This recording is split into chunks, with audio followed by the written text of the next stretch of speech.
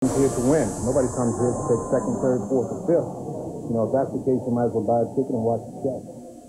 Ron Love is the only active pro that began competing at the same time as eight-time Mr. Olympia Lee Haney.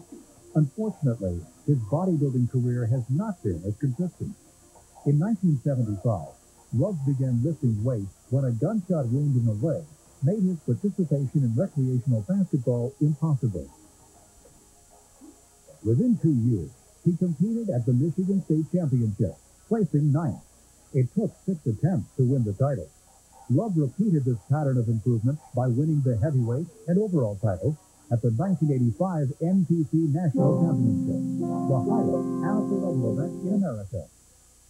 With his win, Love became a professional. After many attempts, he finally won his first professional event at the 1989 IFBB Niagara Falls Pro Invitational. Since then, Love has trained instinctively with constant growth. Many of his training concepts came from the guidance of trainer John Parillo from nearby Cincinnati. As with many amateur and professional stars, Parillo would advise Love on new training techniques, both for growth and condition.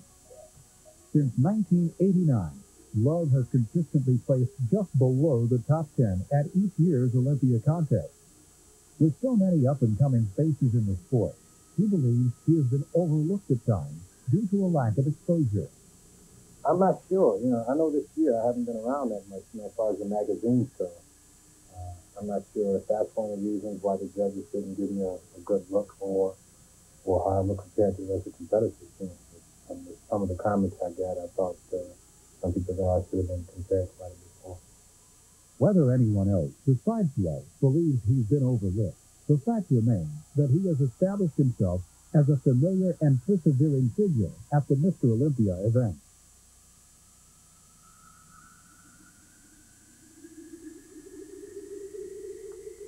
Just ahead, the incredible Hulk, Lou Ferrigno.